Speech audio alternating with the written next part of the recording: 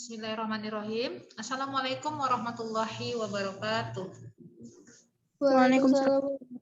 Waalaikumsalam warahmatullahi wabarakatuh. Wow, banyak ya partisipannya, 12.000 orang.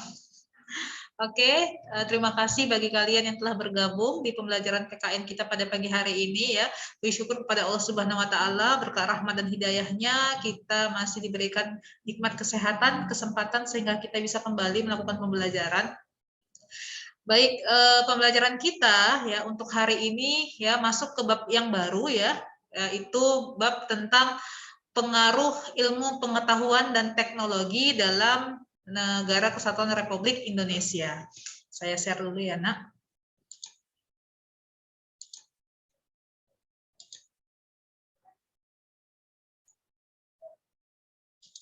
Kelihatan? Kelihatan, Umi. Oke.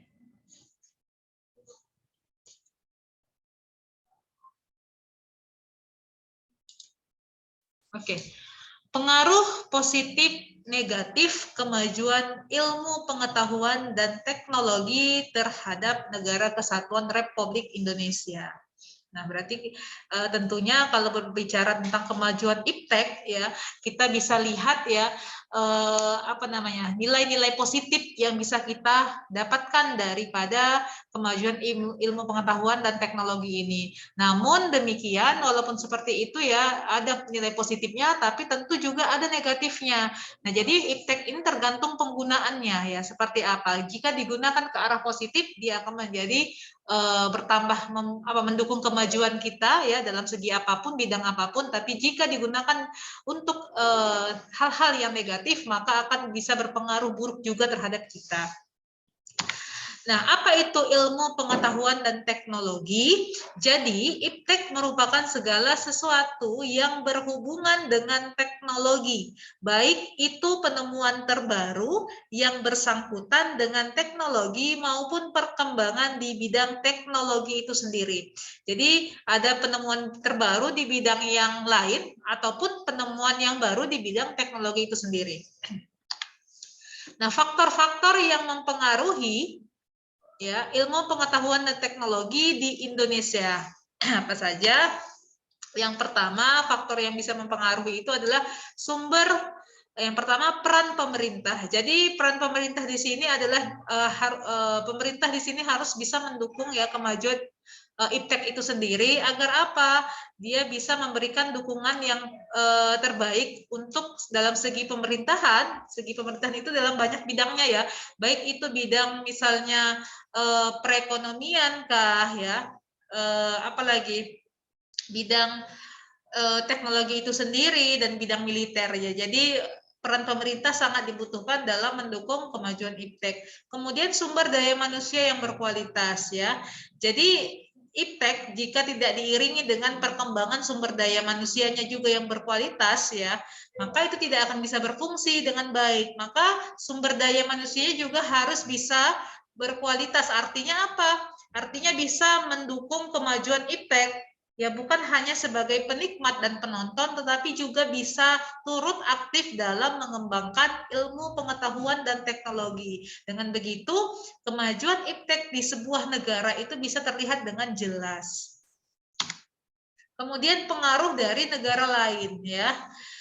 Indonesia mengikuti ataupun menyerap perkembangan iptek dari negara-negara yang menjalin kerjasama dengan Indonesia. Contoh misalnya di bidang perekonomian, ya, di bidang seperti bursa efek, ya. Jadi harus paham juga, harus bisa menyerap ilmu dari negara-negara yang lain, ya. Negara maju seperti Cina, misalnya Jepang, ya, seperti itu. Kemudian arus globalisasi ya. Jadi perubahan gaya hidup dan perkembangan budaya baru dapat mendorong perkembangan teknologi. Jadi arus globalisasi seperti misalnya sekarang sudah bisa AFTA ya. Artinya ada perdagangan bebas antar anggota negara-negara ASEAN ya.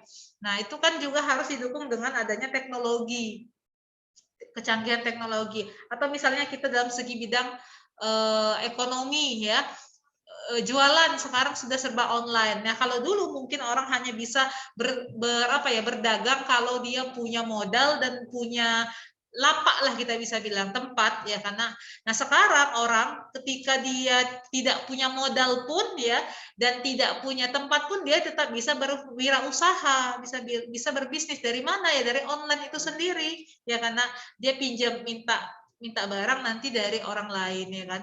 Ketika orang bayar baru dia pesan barangnya, misalnya seperti itu. Dan dia nggak perlu tempat ya, dari media sosial saja, misalnya dari buka handphone saja ya, smartphone saja dia sudah bisa berdagang, sudah bisa berbisnis. Itu kecanggihan dari teknologi di bidang ekonomi jual beli misalnya. Nah, kemudian apa perkembangan iptek di Indonesia ini seperti apa? Jadi perkembangan iptek di Indonesia tertinggal jauh sebenarnya ya. Kalau kita anggap kita sekarang sudah teknologi, sudah canggih, tetapi sebenarnya kecanggihan kita itu masih kalah jauh dengan negara-negara yang maju ya. Kenapa? Karena di negara maju itu seperti misalnya negara Eropa, Amerika Serikat ya, dan Korea misalnya, mereka sudah menggunakan teknologi itu jauh melampaui dari kita. Bahkan dalam dunia pendidikan ya, mereka sudah mungkin kalau kita baru-baru ini saja menggunakan media online, mereka sudah menggunakannya sejak awal gitu ya.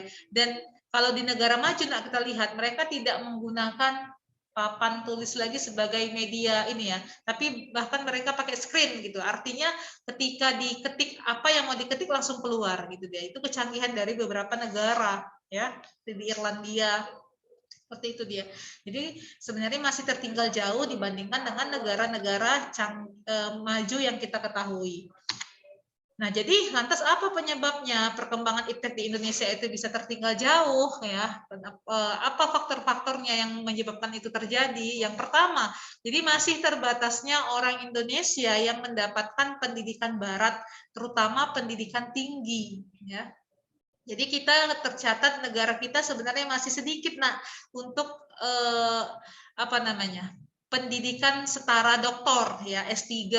Makanya S2 dan S3. Makanya banyak itu kalau kita lihat pemerintah membuat program-program beasiswa seperti yang kita ketahui ya, program LPDP ya, ada beasiswa S2, S3 itu untuk apa? Ya fungsinya sebenarnya untuk mendukung sumber daya manusia di Indonesia itu bisa lebih berkualitas, bisa mendapatkan pendidikan yang setingkat lebih baik ya, yang hampir sama dengan negara-negara lain. Kalau di negara lain mungkin para SDM-nya sudah rata-rata sudah strata 1 ya, kita masih banyak yang bergelar masih pendidikannya itu di SD ya, masih tamat SD, SMP itu masih banyak. Makanya pemerintah memprogramkan beasiswa itu sendiri supaya apa? Jadi tidak ada kata bagi orang-orang yang pintar dan mau berusaha, mau maju, tidak ada kata dia tidak bisa mengenyam pendidikan karena pemerintah sendiri sudah memberikan beasiswa, baik itu beasiswa S2 ataupun S3. Ya.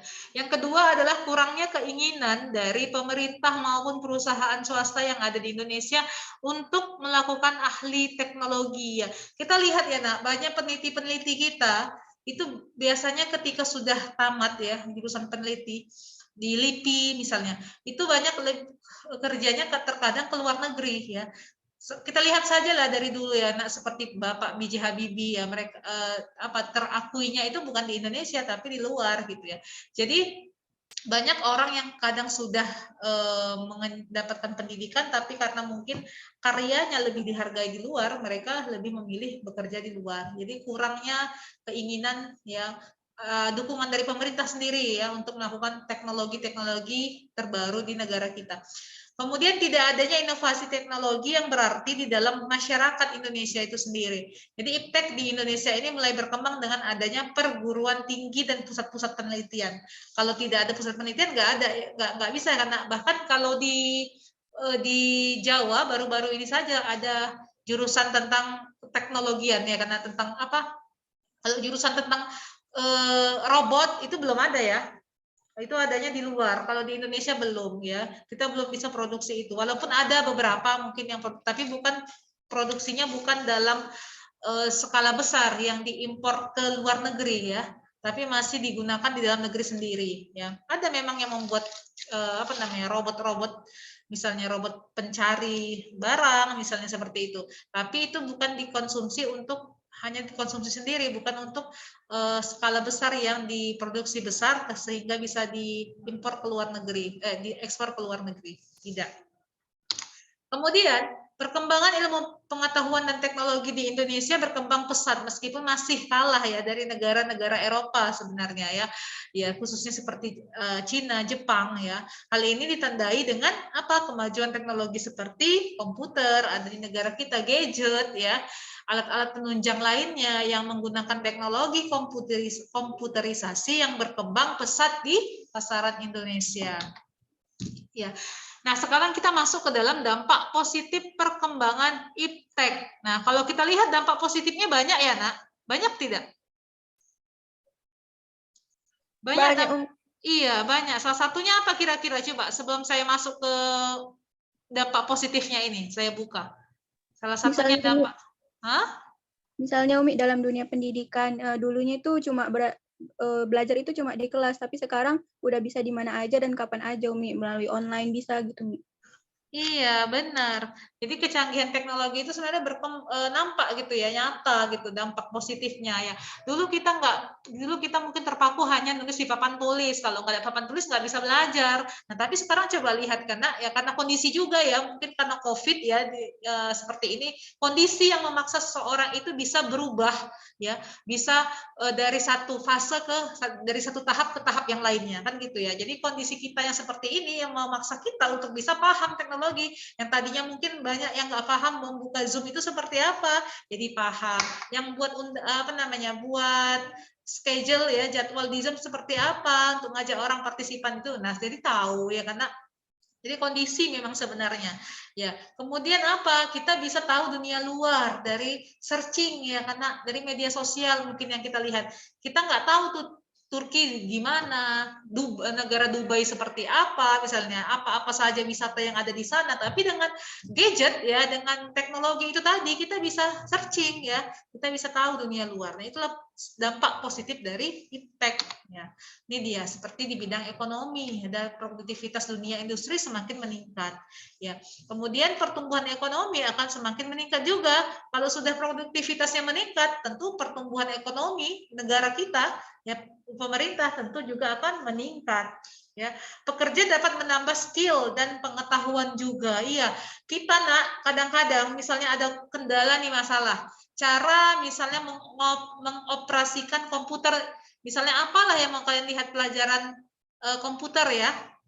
Nah, kadang-kadang kita nggak paham bagaimana solusinya, kita bisa searching kan dari YouTube. Nah, itu dia. Jadi bisa menambah pengetahuan. Atau misalnya orang yang dia nggak punya usaha, dia ingin berbisnis usaha masak kue misalnya, tapi nggak tahu cara bikin kue brownies seperti apa. Ya dia tinggal searching. Akhirnya tambah skillnya, tambah pengetahuannya. Itu ya. Kemudian dapat membuka lapangan pekerjaan.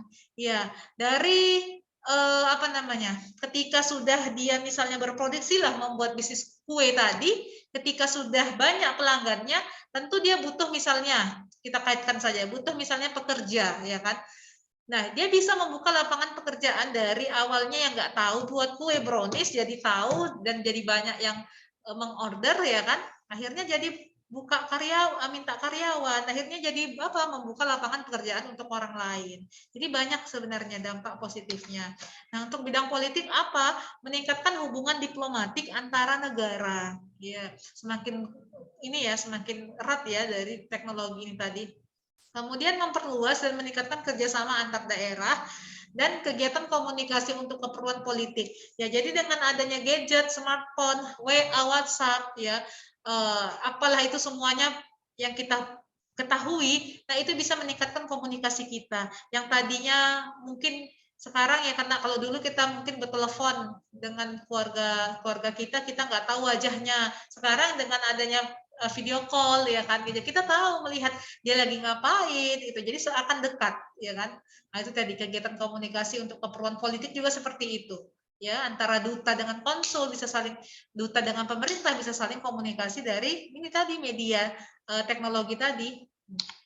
Kemudian bidang sosial, dapat mempermudah komunikasi dari suatu tempat ke tempat yang lain ya. Kemudian sosialisasi kebijakan pemerintah lebih cepat disampaikan kepada masyarakat. Ini nggak usah saya jelaskan lagi ya nak, karena waktu juga. Oke, bidang budaya, dampak positifnya dalam pembentukan kebudayaan salah satunya adalah semakin berkembangnya daya pikir individu dalam suatu bidang. Ya, jadi dia bisa menciptakan karya-karya misalnya dalam segi tari, ya kan mengkreasikan itu bisa dilihat dia dari media apa namanya? Gadget tadi, searching tadi ya, nak. Oke, sekarang dampak negatif perkembangan iptek. Apa kira-kira dampak negatifnya yang paling mencolok? Halo? Banyaknya rebahan, Miss. Umi yang di ba- kalangan banyaknya apa, nak? banyaknya anak-anak sekarang itu kayak banyak kurang beraktivitas di luar gitu, Oh, Umi. maksudnya banyak rebahan ya, gara-gara dampak negatif, gara-gara ada kecanggihan, misalnya keenaan main handphone misalnya ya. Iya, terus yang anak-anaknya itu kayak kurang berinteraksi sosial gitu, Umi, Iya, keluar. benar. Sampai ada kan video saya sering lihat kan. Kita ini nak di zaman sekarang ini ya, kalau orang bilang di abad 21 lah gitu ya.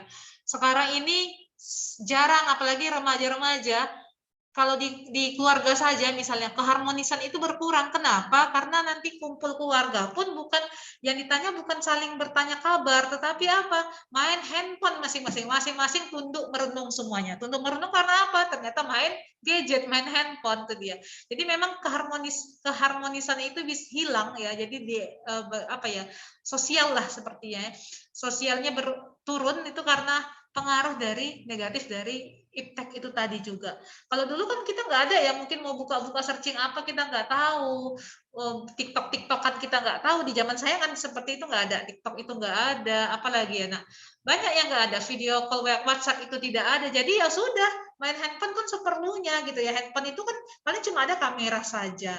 Gitu. Jadi ya sepertinya beda kalau sekarang semua ada di handphone ya kan. Jadi orang satu harian tuh bisa dia tahan nggak makan nggak minum gitu ya. Artinya karena saking apa? Saking udah banyak ya saking keenakan dia main gadget ya karena pengaruh dari ilmu pengetahuan teknologi itu tadi gitu.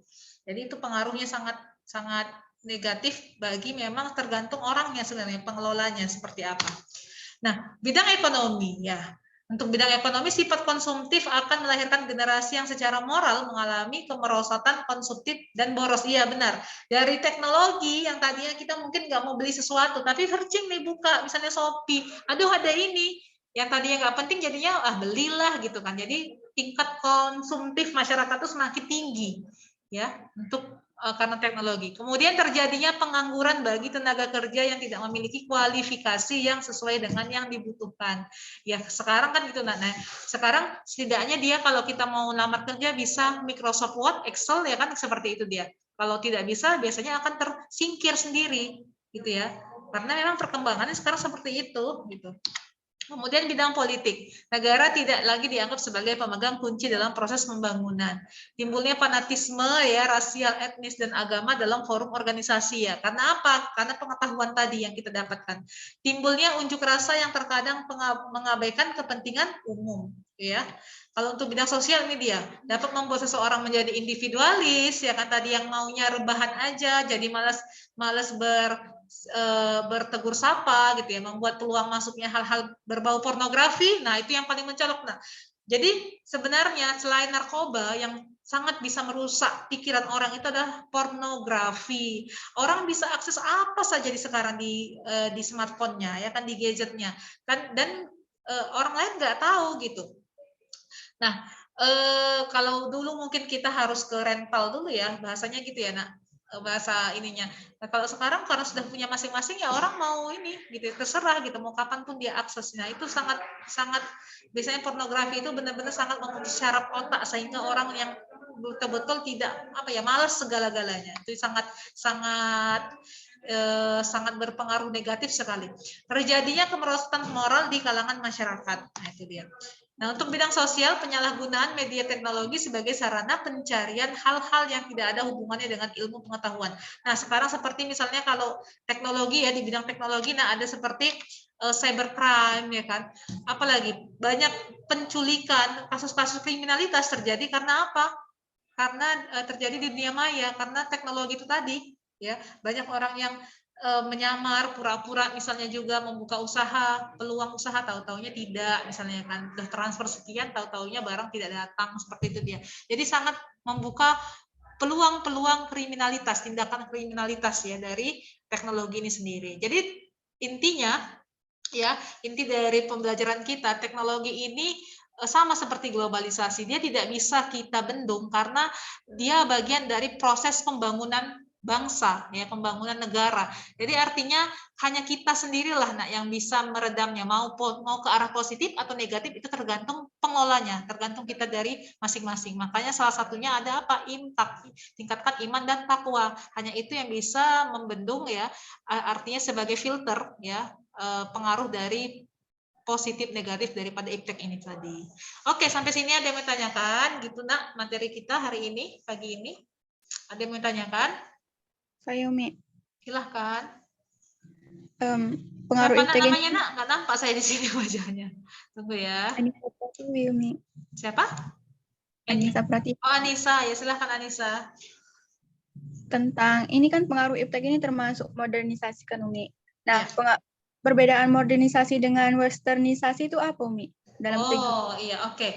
Nah, kalau westernisasi dia prosesnya itu seseorang meniru selalu ke arah barat-baratan gitu. Jadi semuanya meniru ke bagian negara-negara yang barat. Jadi westernisasi itu artinya itu apa namanya? Menirukan orang lain ya tapi dengan gaya kebarat-baratan itu westernisasi. Kalau modernisasi dia global. Artinya kita memang harus moderat gitu, harus modern dan harus mengikuti, artinya dia yang berkaitan dengan teknologi, mengikuti perkembangan yang ada gitu dia. Kalau westernisasi hanya ke barat-baratan saja. Jadi sebenarnya lebih besar cakupan lingkup modernisasi ketimbang westernisasi. Gitu dia, Nisa. Adakah Umi dampak baik dari westernisasi Umi? Westernisasi. Kalau di pelajaran globalisasi, kita belum belajar globalisasi ya. Kalau di pelajaran globalisasi, westernisasi itu salah satu dampak negatif. Ya. Karena kenapa westernisasi? Nah, kita ya sekarang ini sebelum masuk ke abad sekarang ini ya, sebenarnya westernisasi banyak pengaruh, bukan westernisasi saja. Kalau sekarang mungkin orang lebih ke K-pop ya, K-pop. Kalau dulu banyak kan orang itu meniru barat ya. Kalau dulu perkembangan Asia ya, dunia Asia seperti Korea Selatan itu tidak terlalu tampak, tapi barat. Kenapa? Nah, karena kita negara ketimuran. Jadi kiblatnya ketika orang agak berbelok sedikit, artinya agak menyeleweng, berarti dia ngambil kiblat dari barat. Makanya ada kata-kata paham westernisasi seperti itu dia. Jadi kalau di arus globalisasi, westernisasi itu termasuk dampak negatif di pembelajaran materi globalisasi. Jadi kalau kita lihat lebih banyak dampak negatifnya sebenarnya. Kira-kira apa? Kalau kalian ada yang bantu teman-temannya, westernisasi kan ke barat-baratan. Apa kira-kira dampak positif yang bisa kita ambil? Dia itu paham sifat seseorang yang ke barat-baratan. Tahu lah kalau ke baratan-baratan seperti apa ya, kita kan negara timur, pakaiannya dari segi berbusana terbuka, sementara kita negara yang mengandung norma, kita bukan liberal, makanya dia masuk ke dalam negatif gitu, dia harus negatif di globalisasi. Kira-kira ada yang membantu, kira-kira kalau dicari-cari lah, kalau saya sendiri saya belum menemukan. Kalau menurut Anissa sendiri ada nggak kira-kira westernisasi? Kan udah tahu tuh maknanya tadi itu. Apa yang bisa cara mereka bekerja mungkin Umi? Iya, saya mau bilang gitu sih. Karakter mereka ya pekerja kerasnya. Tapi kalau dibilang pekerja keras, ternyata Jepang itu lebih pekerja keras, ya kan? Jepang itu negara yang terkenal ya pekerja keras. Kalau di Barat lebih ke apa ya nak ya? Disiplin mereka kali ya. Disiplin atau kalau dibilang gaya hidup mereka lebih bebas dari kita ya karena ya bisa jadilah mungkin ya seperti itu ya kalau tadi ya pekerja kerasnya tadi mereka nggak pantang menyerah ya karena banyak penemu-penemu juga dari negara barat ya nak ya mereka pantang menyerah seperti itu dia ulet ya tekun juga Kalau misalnya tidak berhasil sekali, coba sampai ribuan kali, akhirnya sampai dia berhasil. Sampai dikatakan dia sebagai peneliti. Gitu ya, Anissa ya. Sifat dari watak mereka. Mungkin bisa kita bilang seperti itu. Oke, Halo? Umi. Terima Iya. kasih. Oke, nah. Ada lagi?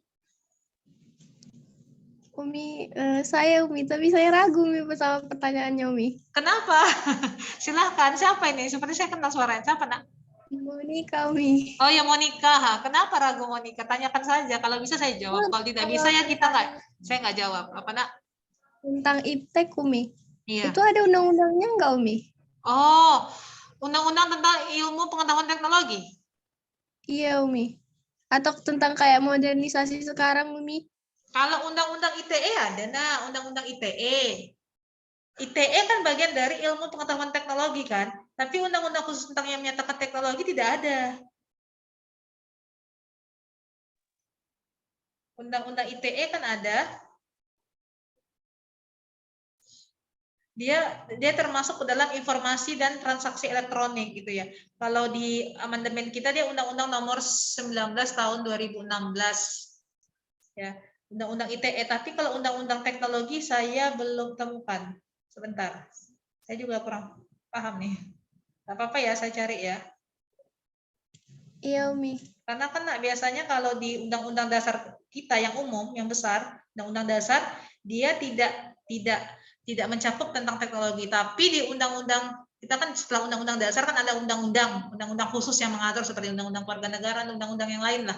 Nah, di undang-undang kecil dia kalau kita cari undang-undang tentang teknologi keluarnya di undang-undang ITE. Nah, undang-undang ITE itu tadi dia. Ini dia undang-undang ITE, undang-undang nomor 11 tahun 2008, amandemennya undang-undang nomor 19 tahun 2006. Sekarang sudah diperbaharui. Dulu undang-undang nomor 11 tahun 2008 itu undang-undang ITE. Jadi dia masuk ke ITE sebenarnya untuk ininya. Tapi kalau undang-undang khusus yang besar yang membahas tentang teknologi seperti misalnya undang-undang HAM, nah itu dia nggak ada. Undang-undang ITE kalau kita searching nanti keluarnya undang-undang ITE dia, nak. Kayak penggunaan jualan online gitu Umi. Penggunaan apa, nak? Kayak penggunaan gadget untuk jualan online Umi. Nah, penggunaan gadget itu ada dibahas di Undang-Undang ITE. Coba nanti Monika buka Undang-Undang Undang-Undang nomor 11 tahun 2008. Itu Undang-Undang ITE. Nanti di situ mencakup semua, nah. Di situ mencakup tentang pencemaran nama baik juga apa namanya? Tindakan kita dalam menulis di media sosial gitu ya. Artinya jangan seperti Ahmad Dhani kan kena terjerat kasus Undang-Undang ITE apa namanya itu, nak, lupa saya nama ininya kasusnya, penyebaran ujaran kebencian ya, ujaran kebencian. Jadi dia mencakup di Undang-Undang ITE tentang bagaimana kita menggunakan media sosial, berarti kan jual online juga di situ, itu masuk juga di Undang-Undang ITE. Kalau di Undang-Undang tentang apa, nak? Kalau khususnya belum ada gitu ya Umi? Nggak ada. Tentang berjualan online dia masuk ke Undang-Undang di Undang-Undang ITE itu pun nggak terlalu banyak sekali, nah, isinya. Kalau dilihat draftnya itu, draft undang-undangnya, nggak akan capek kita bacanya. Karena dalam undang-undang itu kan banyak pasal-pasalnya, sama kayak undang-undang perburuan, banyak kali pasal-pasalnya. Jadi harus dilihat betul-betul isi per pasal. Itu dia. Terima kasih Umi. Ya, sama-sama. Ada lagi?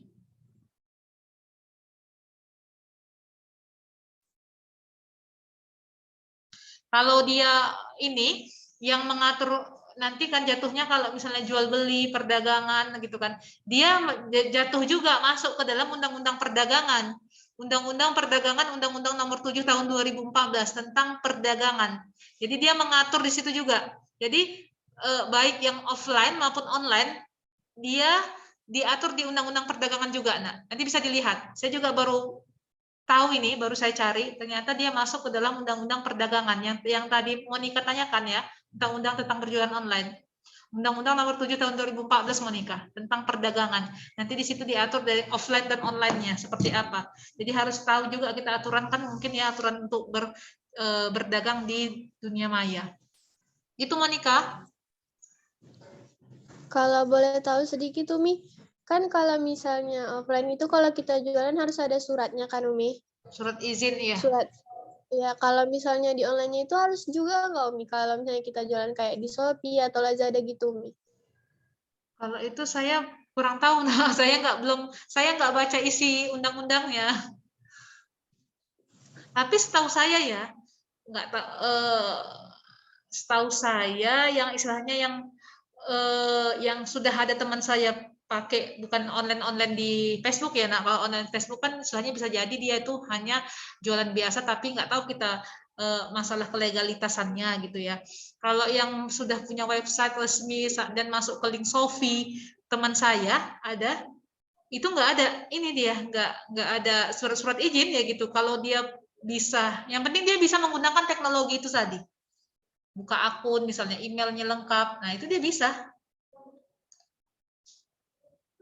Tapi di undang-undang sendiri, yang di undang-undang tentang undang-undang nomor 7 tadi, tahun 2014 tentang undang-undang perdagangan, saya nggak tahu isi persisnya, apakah ada sebenarnya diatur surat izinnya seperti surat izin kalau kita mendirikan usaha, ya. Karena itu dia jatuhnya beda lagi, nanti ke perdata dia, surat izin SIM kan itu dia surat izin mendirikan usaha sama-sama seperti kayak surat izin mendirikan bangunan misalnya. Karena dia beda, kalau di sini tentu bahasnya online semua. Saya belum bisa pasti jawab, Monica. Iya Umi, terima kasih Umi. Nah, ya sama-sama nak. Ada lagi? Kalau tidak ada kita tutup. Oke, tidak ada ya. Terima kasih untuk hari ini, untuk kalian yang telah bergabung dalam pembelajaran ya. Walaupun cuma 12 orang ya, dengan saya 11 berarti. Tapi cukup interaktif hari ini. Terima kasih. Saya akhiri dengan alhamdulillahirrahmanirrahim. Assalamualaikum warahmatullahi wabarakatuh. Waalaikumsalam warahmatullahi wabarakatuh. Terima kasih Umi. Sama nak.